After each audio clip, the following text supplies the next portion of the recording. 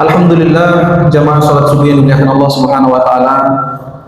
Bersyukur kita kepada Allah atas banyak sekali nikmat karunia yang Allah berikan kepada kita. Bersyukur kita kepada Allah sebagai pertegasan bahwa kita ini adalah hamba yang sangat lemah di hadapan pencipta kita yang begitu luar biasa menguasai langit dan bumi. Bersyukur kita kepada Allah Subhanahu wa taala karena Allah menyampaikan la in syakartum la azidannakum wa la in kafartum inna adzabi lasyadid. Kata Allah Subhanahu wa taala, la in syakartum, kalau kemudian kalian betul-betul bersyukur kepada Allah Subhanahu wa taala, la azidannakum. Jamaah sekalian, kalau kita bedah dari segi bahasa Arab, ayat ini banyak sekali di dalamnya harfu ta'kid. Apa itu harfu ta'kid? Huruf yang menekan sebuah kalimat. Maksudnya ada penekanan, ada urgensi pada ayat ini. Kata Allah, la in syakartum la azidannakum. Kalau kalian bersyukur, la azidannakum, maka betul-betul. Kalau dalam bahasa Indonesia, bapak-bapak sekalian, jamaah yang dimuliakan Allah, ini ada ibu-ibu juga enggak? Ada juga atau bapak-bapak semua? Oh, semua ya. Kalau seandainya dalam bahasa Indonesia, ini sebenarnya dianggap sebagai kalimat kurang efektif karena banyak sekali kata yang berulang-ulang yang hampir sifatnya sama. Tapi kalau dalam Al-Qur'an tidak.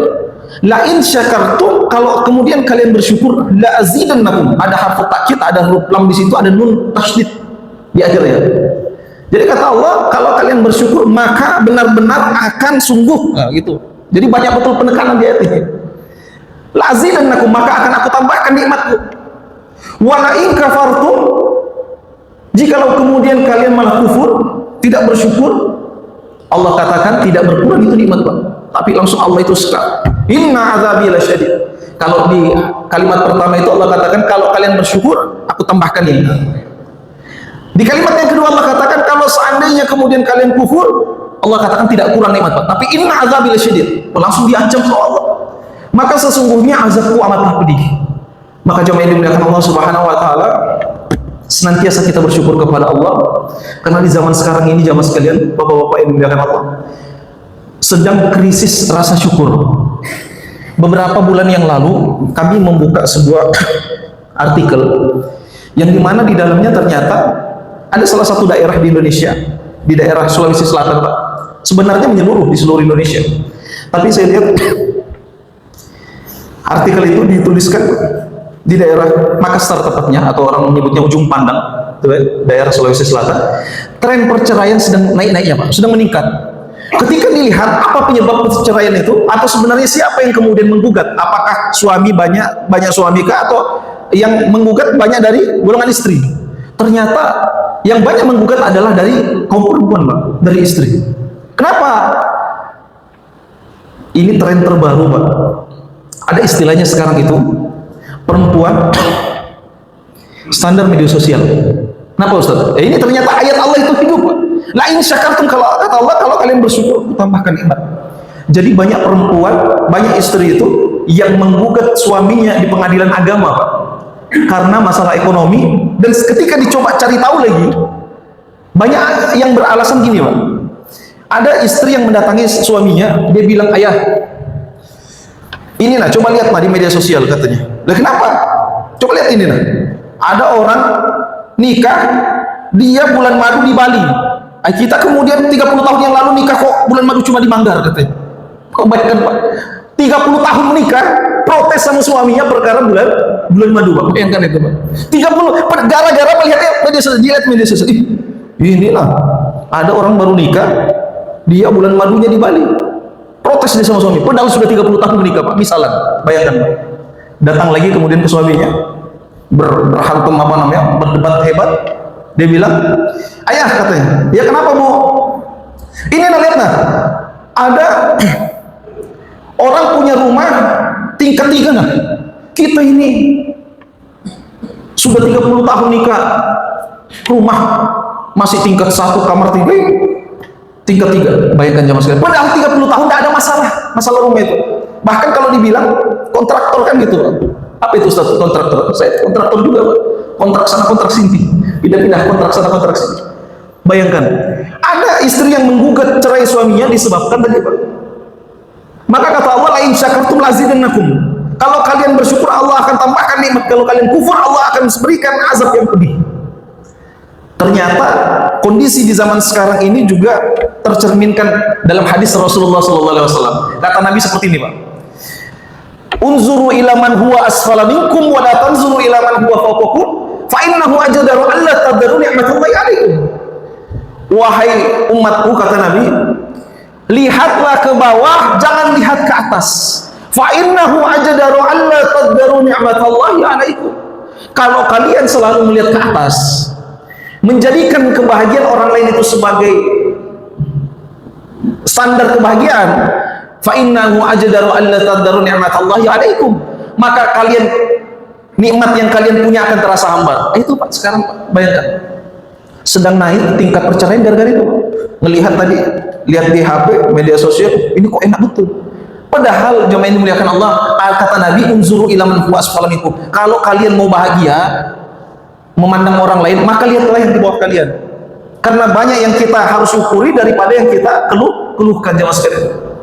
Beberapa hari yang lalu saya naik kendaraan, naik motor lewat daerah Sepinggan, Pak. Sepinggan ada tembusan Polda itu, dia ada jalan ke bawah itu, dia tembusan panjang sekali jalannya. Saya ketika itu ada sedikit masalah lah, masalah pribadi. Saya bilang, ya Allah, beratnya ini masalah. Akhirnya naik motor saya, Pak. Tiba-tiba ada dua anak kecil, laki-laki sama perempuan, umur mungkin sekitar 10 tahun dan 7 tahun. Katanya, om, katanya. Saya berhenti. Kenapa, Dek? Boleh ke numpang, katanya. Jadi dari daerah Sepinggan, nanti tembusannya Polda, Pak. Polda, itu jalan besar sudah. Mungkin ada sekitar 2 kilo dari tempat anak itu minta tumpangan. Om, bisa ke numpang? Kemana, Dek? Ke Polda. Oh, ke Polda. Ke sekitar situ, om, katanya. Ayo sudah, kalau gitu naik. Untungnya anak kecil, Pak.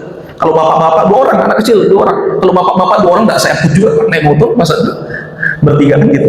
Naik, Dek. Akhirnya saya tanya, Adek mau kemana? Kami mau ke daerah Polda situ, Pak. Ada ini, ada gedung-gedung, ada toko-toko situ. Kita mau kumpulkan botol-botol botol-botol plastiknya. Untuk apa? Ya nanti kita jual. Oh, jadi kalian kumpulkan langsung dijual? Enggak juga langsung dijual. Loh, kenapa? Kita kumpulkan dulu. Mungkin tunggu banyak baru kita jual. Ada mungkin sekitar 2 atau 3 hari tunggu itu botol plastik terkumpul baru dijual, Pak. Pas saya dengar itu, ya Allah, sampai di dekat Polda itu turun, om sampai sini aja. Oh iya. Jadi dia terima kasih banyak. Tapi ketika mengucapkan terima kasih itu kayak seakan-akan kita kasih uang 100 juta gitu. Terima kasih om, kami mendapatkan tumpangan bahasa gitu. Ketika saya lihat, ya Allah, ternyata bukan kemudian nikmat kita yang sedikit, Pak, tapi syukur kita yang sulit. Maksudnya apa, Ustaz? Banyak saudara-saudara kita di luar sana yang sebenarnya mereka itu ujiannya lebih besar, tapi ternyata kesabarannya lebih besar lagi daripada kita. Rasa syukurnya lebih besar lagi daripada kita. Maka kata Nabi, unzuru ila man huwa asfala minkum, lihatlah ke bawah, jangan lihat ke atas. Kalau seandainya kita lihat ke atas, kita punya motor, Pak. Kita lihat orang punya mobil, enaknya punya mobil. Sudah punya mobil, lihat orang punya helikopter, enaknya punya helikopter. Punya rumah kontrakan, dia ngontrak. Ada orang yang punya rumah, enaknya punya rumah sendiri, nggak ngontrak. Nanti punya rumah sendiri, dia lihat rumah orang lain, enaknya rumah tingkat, padahal dia sudah punya. Maka jemaah ini dimuliakan Allah Subhanahu wa taala, semakin kita melihat kemudian nikmat yang ada di diri orang lain, maka mulai hambarlah nikmat yang Allah berikan kepada kita. Makanya la in syakartum la azidannakum. Bersyukur kita kepada Allah Subhanahu wa taala, insyaallah Allah tambahkan nikmat. Karena semakin kita bersyukur, maka semakin bahagia kita, Pak. Inilah yang kemudian mari kita didik, ya, pasangan kita, anak kita, agar jangan kemudian terlalu ambil hati ketika melihat media sosial itu enaknya hidupnya orang dan lain sebagainya. Salat serta salam kita sampaikan kepada Nabi kita Nabi Muhammad SAW dengan mengucapkan Allahumma sholli ala sayyidina Muhammad wa ala ali sayyidina Muhammad. Allahumma sholli ala Muhammad wa ala ali Muhammad fil alamin innaka Hamidum Majid. Ustaz, kenapa salatnya 2 kali? Jamaah sekalian, saya itu kalau misalnya kajian atau tabligh akbar dan lain sebagainya, biasanya kalau salat itu 2 kali, Pak. Allahumma sholli ala sayyidina Muhammad, yang kedua Allahumma sholli ala Muhammad. Maksudnya apa, Ustaz? Yang pertama itu saya pakai sayyidina, yang kedua enggak pakai sayyidina, Pak. Maksudnya apa, Ustaz? Yang pertama pakai sayyidina, yang kedua kok enggak? Saya ingin menyampaikan bahwasanya kita sholat pakai sayyidina silahkan, tidak pakai juga nggak jadi masalah. Yang penting kita sama-sama dalam bingkai ukhuwah Islamiyah, persaudaraan kaum muslimin. Jangan sampai kemudian jamaah sekalian kita hanya sibuk dengan perbedaan di antara kita, akhirnya lupa bahwasanya kita ini semuanya adalah saudara. Kita ini semuanya ingin masuk surga, kita semua ini mau masuk surga. Maka jangan kemudian ada perbedaan sedikit khilafiyah dan lain sebagainya. Marilah kita berlapang dada. Ya, atas perbedaan yang ada di antara kita, kita berlapang dada. Atas persatuan di tengah-tengah kita, ya kemudian kita pegang teguh itu. Jamaah yang dimuliakan Allah Subhanahu wa taala. Mengapa demikian? Karena ada dulu guru kami, beliau mengatakan seperti ini, Pak. Sebenarnya kita ini kaum muslimin lebih banyak samanya daripada bedanya, Pak. Maksudnya apa, Ustaz? Kita ini banyak samanya daripada bedanya. Contoh saja masalah sholat, Pak. Berkaitan sholat saja. Sholat ini kan kita lebih banyak samanya daripada hilafiyahnya, deh. Maksudnya pasti ya. Hilafiyah itu apa? Misal Al-Fatihah sama-sama Al-Fatihah. Niat sama-sama niat. Takbiratul ihram sama-sama takbiratul ihram. Hanya mungkin nanti bedanya niatnya jahar ke sirka. Basmalahnya sirka jahar ke itu ya, Pak. Udah rukun kita sama. Takbiratul ihram, kemudian membaca Al-Fatihah, setelah itu ruku. Ustaz kok nggak membaca surah ini, sifatnya dia sunnah hayat dan lain sebagainya. Jadi dalam sholat itu kita banyak samanya, Pak, daripada bedanya. Bedanya itu sedikit saja. Kenapa kita fokus kepada yang sedikit daripada yang banyak? Maka sama-sama kemudian kita senantiasa merangkul ya di antara kita, jadi sama-sama kaum muslimin, ukhuwah Islamiyah. Jangan sampai perbedaan mazhab, fikih dan lain sebagainya menjadi apa? Menjadi jurang pemisah antara kita dengan saudara kita. Ya, sama-sama kita berharap masuk ke dalam surganya Allah Subhanahu wa taala. Jamaah yang dimuliakan Allah. Bersalawat kita kepada Nabi. Karena Nabi SAW mengatakan, "Man shalla alayya marrah fa sallallahu biha asyarah." Barang siapa yang salawat satu kali, fa sallallahu biha asyarah, maka Allah akan membalas salawatnya sebanyak 10 kali. Dalam bentuk ketenangan, kemudahan, ya, dimudahkan rezekinya, diberikan rahmat dan lain sebagainya. Mohon maaf, agak batuk sedikit. Jadi bulan lalu itu saya bawa jamaah umroh, tepatnya bulan Agustus, ini kan September. Agustus saya bawa jamaah umroh, itu Masya Allah, Pak. Saya itu ketika di sana betul-betul menggambarkan bagaimana perjuangannya Nabi SAW. Kenapa, Ustaz? Kebetulan saya beberapa kali berangkat umroh itu pas musim dingin, Pak. Sekalinya kemarin saya datang ke sana, lagi musim panasnya. Itu sampai-sampai ketika sholat zuhur, Pak. Sholat zuhur itu 50 derajat, Pak. 50 derajat, subhanallah, betul-betul panas luar biasa. Sampai Imam Masjid Nabawi itu, Pak. Imam Masjid Nabawi itu ketika sholat Jumat, rakaat pertama beliau baca Al-Kautsar, rakaat kedua baca Al-Ikhlas. Maksudnya apa, Ustaz? Karena ini kan Masjid Nabawi, Pak. Ada orang sholat di bagian dalam, ada orang sholat bagian luar. Barangkali bapak-bapak sekalian ada yang sudah pernah berangkat haji maupun umroh itu kan, Pak, lihat. Jadi Masjid Nabawi di kanan kiri itu kan, belakang itu kan ada orang sholat di luar, ya, yang belum, mudah-mudahan Allah berangkatkan haji dan umroh. Amin ya rabbal alamin. Itu luar biasa, Pak. Panasnya luar biasa. Kalau kita masuk ke dalam Masjid Nabawi itu dingin, tapi kalau di luar 50 derajat, Pak, bayangkan. Sampai imam itu baca rakaat pertama tadi surah Al-Kautsar, di rakaat kedua Al-Ikhlas, Pak. Padahal sunnahnya imam itu ketika Jumatan, walaupun tidak wajib, sunnahnya itu membaca surah agak panjang sedikit. Bukan berarti Imam Masjid Nabawi itu enggak tahu hadis ini, bukan. Hanya saja tahu dia, ini kalau saya baca panjang-panjang selesai jamaah di luar.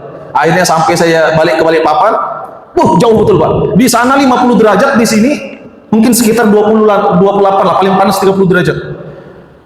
Saya keluar dengan istri, saya bilang gini, katanya, "Abi, jam 12, Pak, panas ya?" Saya bilang, "Wih, ini udah ada panas-panasnya ini." Ketika kemarin di Madinah, Makkah, itu 50 derajat, sampai di Balikpapan 28 derajat, saya mengatakan alhamdulillah, bersyukur kita, Pak, menjadi orang Indonesia. Kenapa? Mungkin kalau kita jadi orang sana tidak tahan juga kan kita gitu. Jangan dimuliakan Allah Subhanahu wa taala. Jadi mohon maaf kalau agak sedikit batuk. Nabi SAW mengatakan, "Man shalla alayya marrah fa sallallahu bihi asyarah." Barang siapa yang sholawat satu kali, Allah balas 10 kali sholawat. Maka jamaah yang dimuliakan Allah Subhanahu wa taala, senantiasa yang keluar daripada lisan kita ini kalau tidak memuji Allah, yaitu bersolat kepada Nabi Muhammad sallallahu alaihi wasallam. Ada suatu ketika, Pak, Nabi ini sedang bermajelis dengan sahabat, membuat duduk mungkin lingkaran seperti itulah ya, gambarannya seperti itu. Kemudian tiba-tiba Rasulullah mengatakan seperti ini, Pak, kepada sahabat ini ketika berkumpul ini. "Ana mushtaqun bi ikhwani," kata Rasulullah. "Ana mushtaqun bi ikhwani." Saya ini kok kangen dengan saudaraku. Mendengar itu sahabat itu kaget, Pak. Tunggu dulu. Nabi Muhammad ini nggak punya saudara masalahnya. Nabi Muhammad nggak punya saudara. Loh, kok kata Nabi Muhammad, "Ana musyrikun bi ikhwani." Saya kangen sama saudaraku. Akhirnya sahabat angkat tangan. "Ya Nabi, alasna ikhwan? Bukankah kami ini adalah saudaramu?" Jadi sahabat Nabi ini gampang cemburu, Pak. Kapan ada yang dilebihkan itu pasti sahabat Nabi itu cemburu. Kalau kita kan mungkin cemburu kalau melihat tetangga kita mobilnya baru, rumahnya baru. Wow. Yang penting jangan istrinya baru, Pak. Kalau rumah baru bisa kita kejar, mobil baru kita bisa kejar. Kalau istri baru, besar resikonya. Jamaah ini muliakan Allah Subhanahu wa taala. Ustaz, siap. Ayo silakan. Resiko tanggung sendiri. Jamaah ini muliakan Allah Subhanahu wa taala. Jadi ada sahabat nyeletuk, Pak.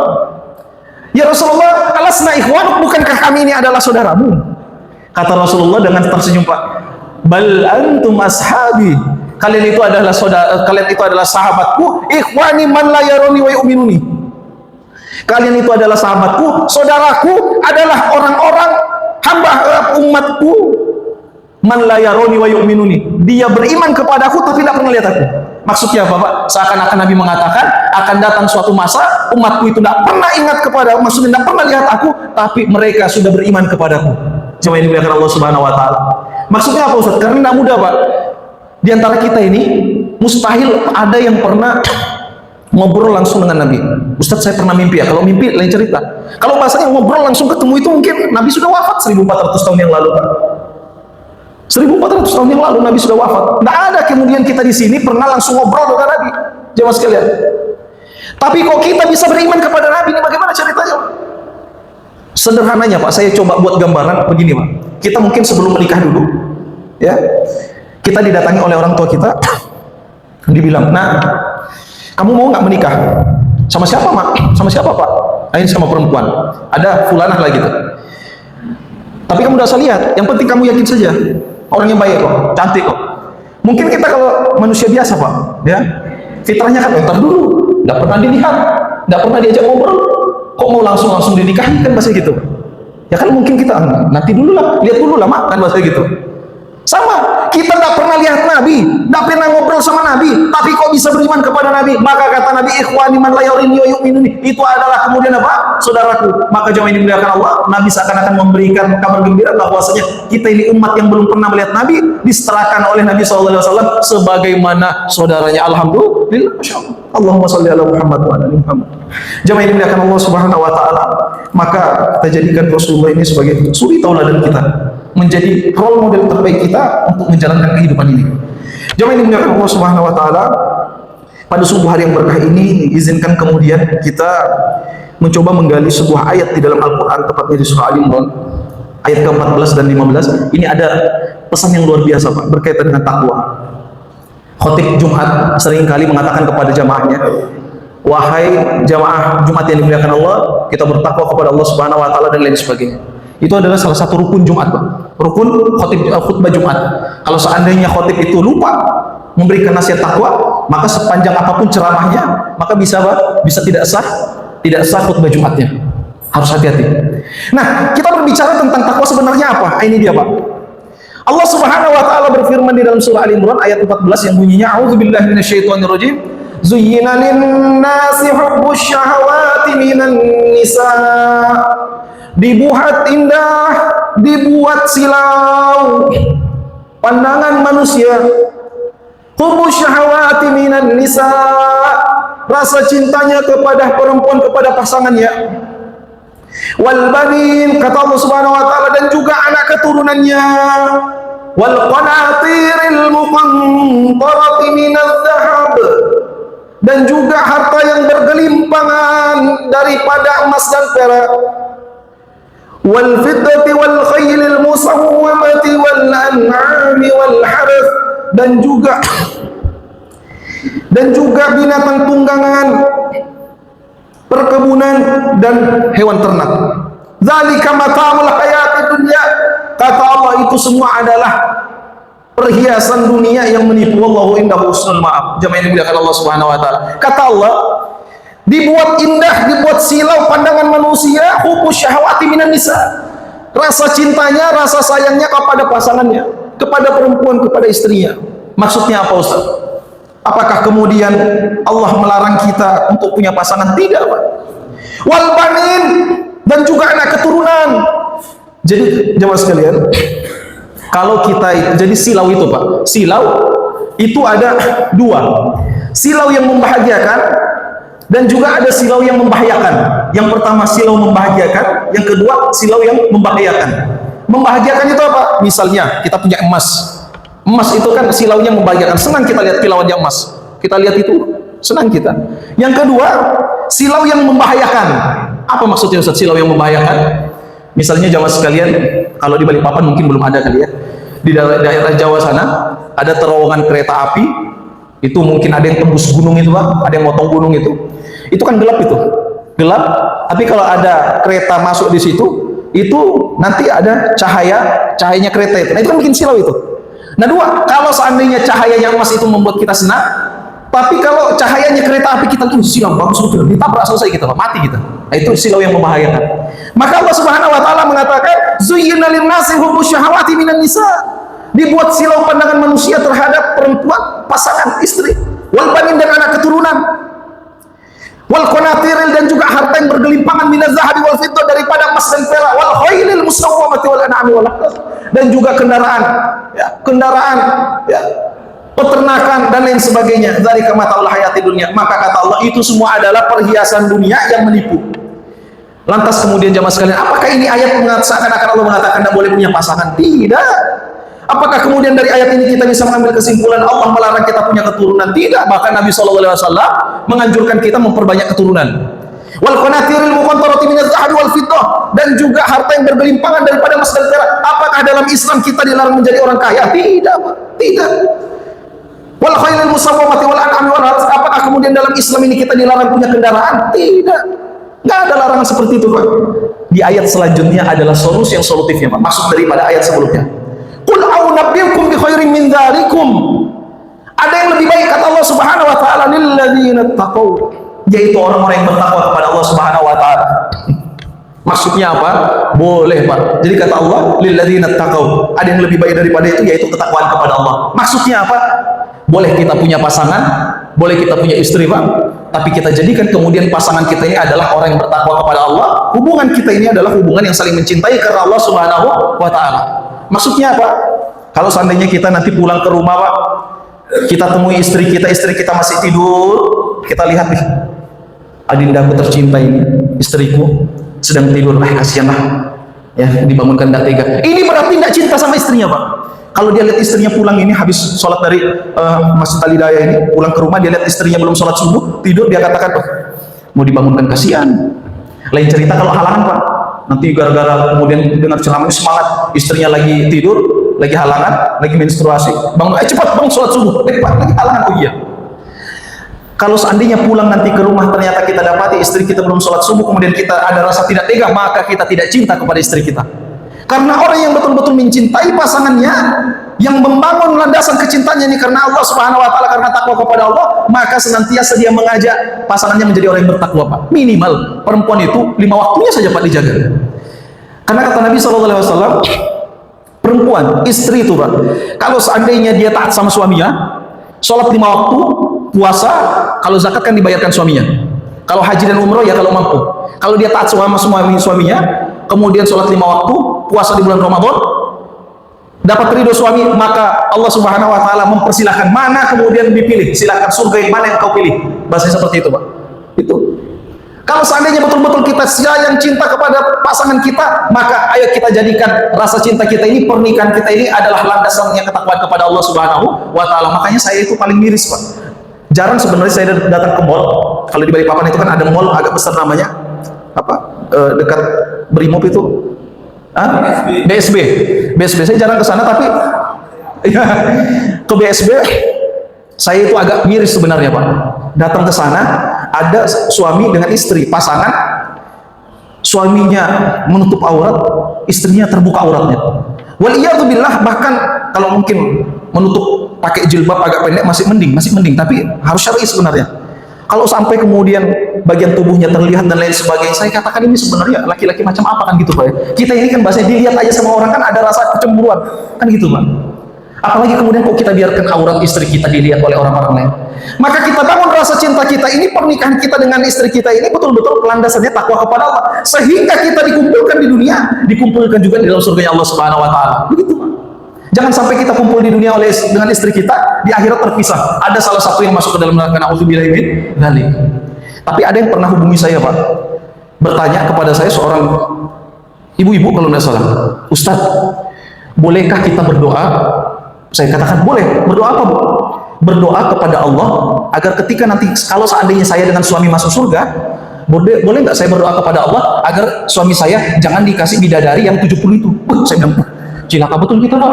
Ditahan di dunia, dikip juga di akhirat. Betul ini Pak. Jadi ada ibu-ibu yang nanya seperti itu. Saya bilang, wih, nggak habis pikir juga saya. Kenapa Bu? Iya, saya itu cinta sama suami saya Ustaz. Terus boleh nggak kita berdoa nanti ketika di surga? Kan Rasulullah mengatakan bahwasanya laki-laki itu akan diberikan 73 bidadari di surga. Boleh nggak Ustaz? Saya minta sama Allah agar suami saya jangan dikasih bidadari. Ya Allah, saya siksanya jadi suaminya ini Pak. Bayangkan Pak. Ditahan di dunia, tahan juga di akhirat. Saya bilang, sudahlah Bu, nggak usah dipikirkan. Ya, nggak usah dipikirkan. Kenapa Ustaz maksudnya? Nanti kan juga melihat, ya Allah, kita nggak pernah lihat surga kan gitu Pak. Mungkin ketika sudah melihat surga, baru berubahkah mungkin pola pikirnya dan lain sebagainya. Saya katakan, Bu, nanti kalau seandainya masuk surga, ibu ini, istri ini akan lebih cantik daripada bidadari. Jangan khawatir Bu. Oh iya Ustaz, alhamdulillah. Jadi nggak usah berdoa kayak gitu Bu ya. Saya bilang, kasihan juga suaminya. Jangan dimuliakan Allah Subhanahu Wa Taala. Jadi jangan sampai kita ini berkumpul dengan istri kita di dunia, nanti di akhirat terpisah. Harapan dan doa kita adalah kita berkumpul di dunia bersama-sama juga sampai surganya Allah Subhanahu Wa Taala. Itu yang pertama. Boleh punya pasangan, kita jadikan hubungan dengan pasangan kita ini berlandaskan ketakwaan kepada Allah Subhanahu Wa Taala. Jangan sampai kemudian kita semangat, ayo kita jalan-jalan ke luar negeri dan lain sebagainya. Ingatkan sholat kita lalai, ingatkan ngaji kita lalai dan lain sebagainya. Kemudian yang kedua, apakah kemudian kita tidak boleh punya keturunan? Tidak Pak. Walaupun dijelaskan di ayat sebelumnya bahwasanya di antara hal yang membuat mata ini silau adalah punya keturunan, kata Allah, lilladzina taqaw, maka boleh punya keturunan, tapi keturunan jadikan keturunan yang bertakwa kepada Allah Subhanahu Wa Taala. Maksudnya apa Ustaz? Sehingga kalau kita masuk ke dalam liang lahat Pak. Ini kan BDS ini kalau nggak salah samping itu kan kuburan sudah Pak ya. Sehingga kalau seandainya kita dikantarkan ke kuburan, ke liang lahat, yang pertama kali dipikirkan oleh anak kita itu bukan ilmu duniawinya Pak. Makanya saya itu kadang mohon izin Pak ya, mohon maaf sebelumnya. Saya kurang setuju sebenarnya ada wali murid marah-marah dia kepada ada salah satu guru ngaji di tempat saya itu. Beliau bilang, Ustaz, saya dimarahin sama wali murid. Kenapa Bu Ustazah? Kemarin kan kita setiap bulan ngajinya 10.000 rupiah.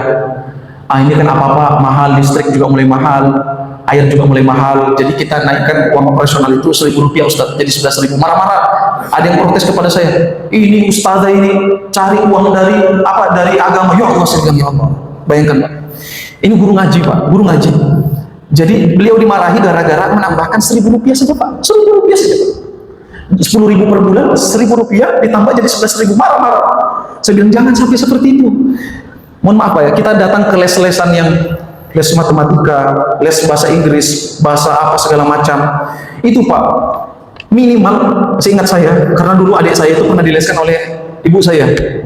Ketika dulu dia masih SMA, karena saya dulu di pesantren, adik saya itu di SMA, dimasukkan les sama ibu saya. Itu habis sebulan itu Pak. Per bulan dia SPP les-lesannya itu 500.000 Pak, 500.000.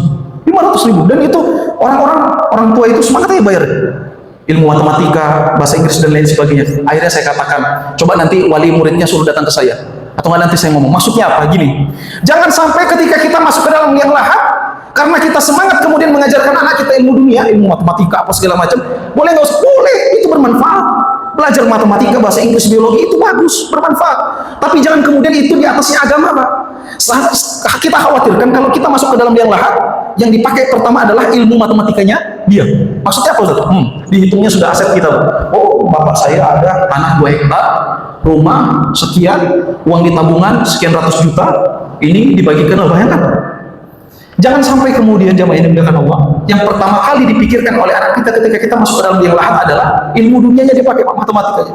Tapi kalau kemudian anak-anak kita ini kuat agamanya, yang pertama kali dia pikirkan, ya Allah, aku masukkan ke dalam liang lahat ayahandaku ya Allah, ibundaku ya Allah, aku pulang dari sini, aku tidak langsung ke rumah, aku mampir dulu mungkin ke pondok pesantren, ke panti asuhan, aku kumpulkan anak-anak yatim, panggil anak-anak yatim, adik-adik sekalian, saya datang ke sini bawa sedekah, bawa makanan, bawa jajan, saya bagikan kepada kalian, saya niatkan untuk orang tua saya, mohon doakan karena tangan kalian ini adalah tangan yang keramat. Maksudnya keramat apa Pak? Karena anak yatim ini kan diantara orang-orang yang doanya terkabulkan, maksudnya mudah terijabahnya, walaupun anak itu lebih dianjurkan kemudian mendoakan orang tuanya, baru dia pulang ke rumah duka.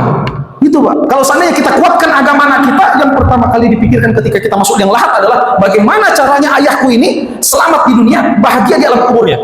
Gitu. Kalau kita kuatkan ilmu agamanya, boleh punya keturunan, kita jadikan keturunan kita orang yang bertakwa kepada Allah Subhanahu wa Ta'ala. Karena saya pernah, Pak, ini kasus nyata ini. Saya biasanya malam Rabu itu ada kajian di Kilo 8. Ada suatu ketika ditelepon malam Rabu, ditelepon oleh seseorang. Assalamualaikum Pak Ustadz, katanya. Waalaikumsalam. Iya Pak, kenapa Pak? Tergesa-gesa Pak. Jadi orang ini kayak buru-buru betul. Pak Ustadz, bisakah ke rumah keluarga kami? Ada sesuatu yang penting. Saya bilang, ini kenapa? Ini pentingnya bagaimana? Jadi gini Pak Ustadz, sedikit saya ceritakan lewat telepon ya, katanya. Iya. Jadi ada seorang ibu meninggal dunia hari Senin. Hari Senin meninggal dunia. Tepatnya sore hari. Dikuburkannya Mbak Daisha, Pak. Jadi sebenarnya menguburkan orang meninggal itu boleh juga sebenarnya Pak, malam-malam. Gak jadi masalah sebenarnya. Ya tapi kan kadang orang nantilah besok paginya. Jadi meninggal sore, dikuburkan malam.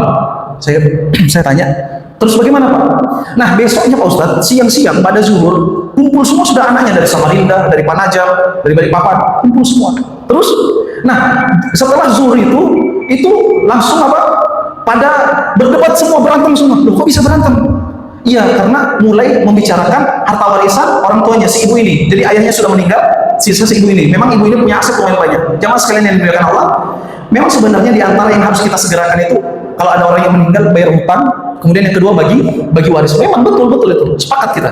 Hanya saja kan bahasanya gini Pak, ini kan kalau kita bagi warisannya baik-baik saja nggak jadi masalah. Tapi kalau berantem ini kan yang masalah kan gitu Pak. Bahasanya gini Pak, ini kuburan ibunya, tanahnya ini kan belum kering. Bahasa gitu lah Pak. Gambarannya tanah kuburan ibunya ini kan belum kering. Belum kering kok sudah berdebat masalah waris, boleh langsung bagi waris, tapi setidaknya jangan sampai berkelahi gara-gara warisan. Akhirnya saya bilang gini, mohon maaf Pak, nggak bisa. Sebenarnya bukan saya nggak bisa Pak. Kalau kita ceramahin orang yang berkelahi, lagi marah, bisa nggak Pak? Wah, bisa-bisa ditikam kita. Akhirnya saya bilang, mohon maaf Pak, nggak bisa. Resiko betul ini. Ceramahin orang yang apa? Kita menjadi mediator orang yang marah-marah, bahaya nggak mau. Saya bilang, janganlah Pak, nanti Pak ya. Saya bilang, cari aja yang lain. Mungkin ada ustadz yang lain yang bisa insya Allah. Minggu depannya saya dihubungi lagi Pak. Assalamualaikum Ustadz. Waalaikumsalam. Iya Pak. Bagaimana? Bagaimana apa Pak? Ini ustadz yang kemarin, yang minggu lalu belum selesai. Tuh, saya kira sudah ada mediator lain, ustadz lain yang barangkali bisa ilmu faraid atau ilmu al-mawaris gitu ya, pembagian waris. Belum ada ustadz, belum dapat. Saya belum bisa Pak. Saya takut Pak soalnya itu. Orang bagi waris itu ngeri Pak, betul-betul ngeri. Ya, apa enggak bahaya betul? Bagi waris tapi bawa parang, bawa pisau, ini mau bagi warisan atau mau bagi apa? Bahaya Pak. Akhirnya saya bilang, mohon maaf Pak ya, saya belum bisa. Minggu depannya lagi, pekan ketiga dihubungi lagi. Ustadz bisa kan? Saya bilang masih belum bisa. Minggu keempat, pekan keempat saya dihubungi lagi. Ustadz bisa nggak kira-kira dibantu? Ternyata masih dikejarin.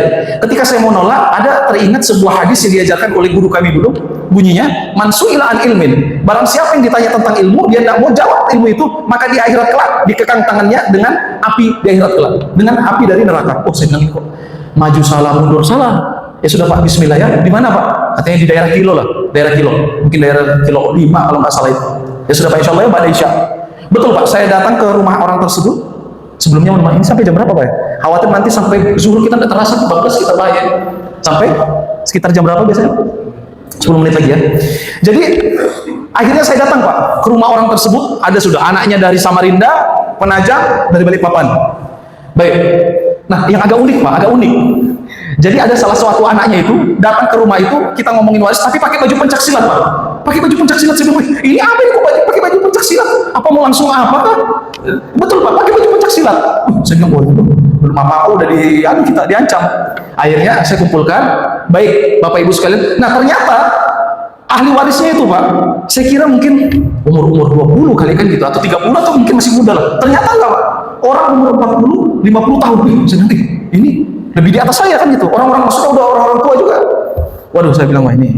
Baik Bapak Ibu sekalian, ada berapa ahli warisnya? Ada 4 Ustaz, 2 laki-laki, 2 perempuan, 2 bapak-bapak, 2 ibu-ibu. Baik, sebelum kita bagi waris, maksudnya sebelum kita bagi ini warisan ibunda almarhumah ibunda ini, adabnya kita doakan dulu lah. Kita doakan Allahumma firlah warhamah. Jangan kemudian langsung ngomongin hartanya, doakan dulu. Akhirnya saya katakan, ayo kita doa masing-masing, doakan almarhumah, mudah-mudahan Allah berikan kenikmatan kubur, di lapang kubur dan lain sebagainya. Setelah itu saya tanya Pak, baik 2 laki-laki, 2 perempuan, ada ahli waris yang lain? Tidak ada Ustaz. Berdua ini aja, berempat ini aja? Iya. Nah, kalau cuma seperti ini, insya Allah mudah.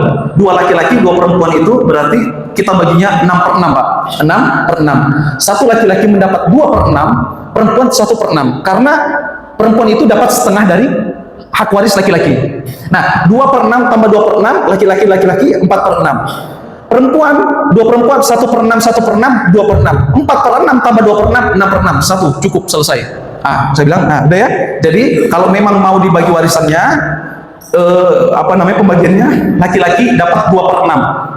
Perempuan dapat 1/6. Dah, selesai.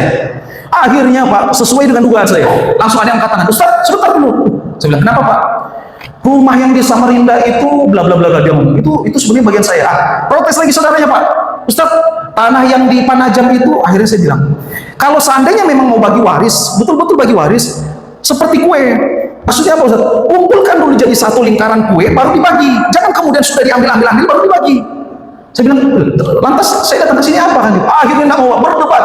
Saya cuma menjelaskan sekitar 20 menit, Pak. Habis sholat isya itu, sampai jam 8, saya jelaskan ini ayatnya, ini hadisnya, sampai jam 8. Mereka berkelahi, Pak, berdebat sampai jam 11 malam. Allahu Akbar. Akhirnya pas jam 11 malam itu saya gini, mohon maaf, Pak, Bu, saya izin pamit dulu. Tiba-tiba mereka bilang, ada ustadz sekalinya, la ilaha illallah Muhammad Rasul. Terus saya ngapain dari jam 8, Pak? Inilah perkara waris. Ustadz, apa maksud daripada ayat ini? Lilladzina, boleh kita punya anak keturunan, Pak, gak jadi masalah. Banyak-banyak pun gak jadi masalah. Tapi kita jadikan anak yang bertakwa kepada Allah, sehingga ketika kita masuk ke dalam liang lahat, ketika kita masuk ke dalam lubang kuburan, yang pertama kali diingat adalah apa? Yang pertama kali diingat, bagaimana caranya membahagiakan orang tuaku, bahasa gitu. Jangan sampai kemudian nanti berdebat dan lain sebagainya, saling berebut hak waris. Jangan dimuliakan Allah. Itu yang kedua. Wal qanatiril muqantarati minadh dhahabi wal fiddah. Kemudian yang ketiga adalah, boleh kita punya harta, Pak? Silahkan, Pak. Islam tidak melarang kita menjadi orang kaya, bahkan orang yang paling banyak hartanya itu punya potensi masuk surga lebih besar. Maksudnya apa? Sedekahnya akan lebih banyak. Jadi dianjurkan, silahkan jadi orang kaya. Tapi kita jadikan harta yang kita punya adalah jembatan menuju surganya Allah Subhanahu wa Ta'ala. Jangan sampai di akhirat kelak, Pak, jamaah yang dimuliakan Allah, kita dihisab oleh Allah, ditanya oleh Allah, ini hartamu kamu gunakan untuk apa? Ya, ini hartamu kamu gunakan untuk apa? Kanan kiri ada orang yang kelaparan, depan belakang ada orang yang kesusahan. Ini masjid ada pembangunan, ini ada pesantren dan lain sebagainya. Tapi tidak ada harta yang kau titipkan untuk ini, untuk apa? Boleh kita punya harta, kita jadikan jembatan menuju surga Allah Subhanahu wa Ta'ala. Maka kita doakan orang-orang yang bersedekah, yang mewakafkan hartanya untuk pembangunan masjid Al-Hidayah ini, Allah Subhanahu wa Ta'ala terima pahala kebaikannya. Insya Allah kemudian mengalir amal jariah. Luar biasa sekali, Pak. Bayangkan, itu tadi kita mungkin ada 3 soft atau 4 soft. Satu softnya ini bisa berapa jamaah, Pak? Kira-kira satu soft ini 50, 50, satu soft, Masya Allah.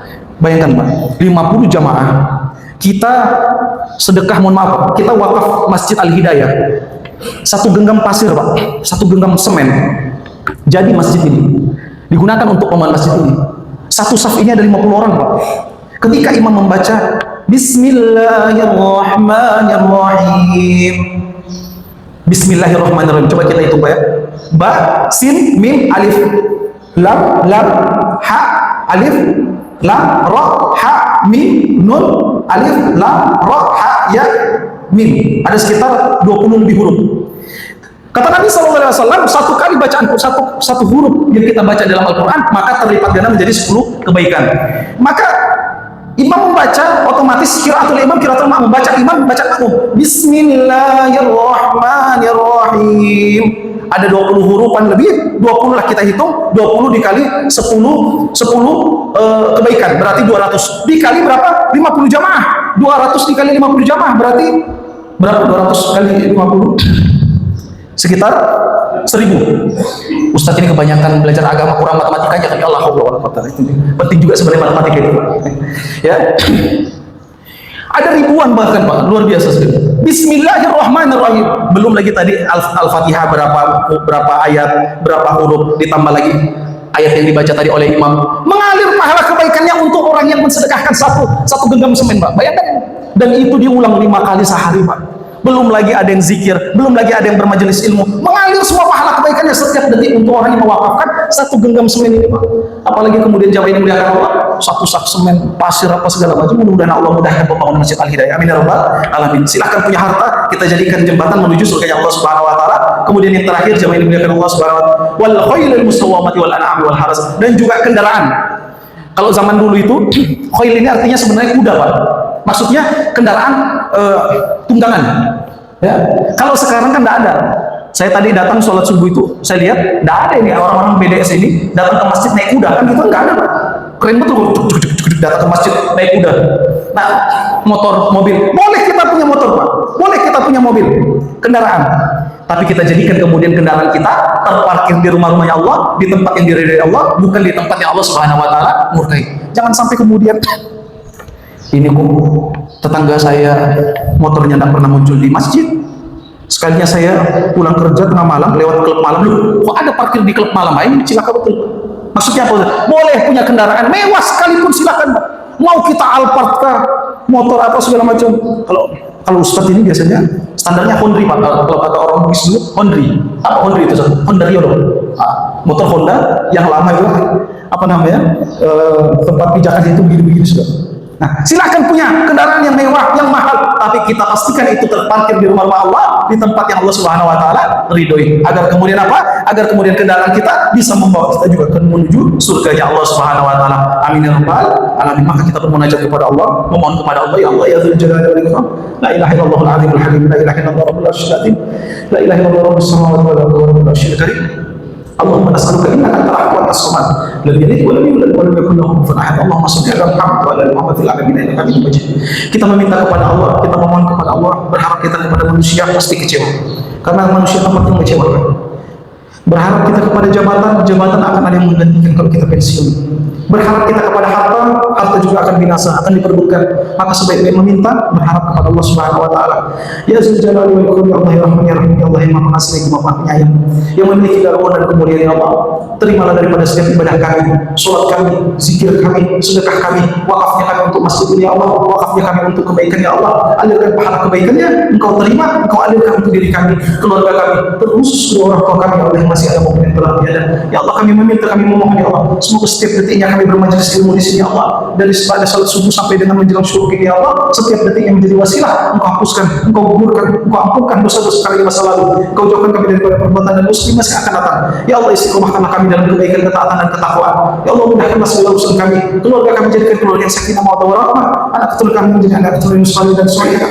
Allahumma in kana rizqi fis samai fanzilhu, ya Allah, jika rezeki kami di atas langit, turunkan ya Allah, wa in kana fil ardi fa'khrijhu, jika rezeki kami di dalam perut bumi ya Allah, keluarkan, wa in kana wasfa fayasirhu, jika rezeki kami sulit ya Allah, tolong permudah, wa in kana ba'idan faqribhu, jika rezeki kami jauh ya Allah, tolong perdekat ya Allah, wa in kana qalilan fakathirhu, jika rezeki kami sedikit ya Allah, perbanyak ya Allah, wa in kana katsiran fabarikhu, jika rezeki kami banyak ya Allah, jadikan rezeki yang banyak yang berkah ya Allah, dimanapun dan kapanpun kami harus wafat ya Allah, hadiahkanlah wafat dalam keadaan husnul khatimah, jauhkan kami daripada su'ul khatimah ya Allah, perjalankan kami, berangkatkan kami ke Baitullah untuk mengerjakan haji dan umrah ya Allah. Rabbana atina fid dunya hasanah, hadiahkanlah di kehidupan dunia kami kebaikan ya Allah, wa fil akhirati hasanah, hadiahkan pula di kehidupan akhirat kami kebaikan ya Allah, wa qina azabannar, selamatkanlah diri kami, keluarga kami, sahabat kami, seluruh kaum muslimin ya Allah, selamatkan daripada siksa neraka. Subhana rabbika rabbil izzati amma yasifun, wa salamun alal mursalin walhamdulillahi alamin.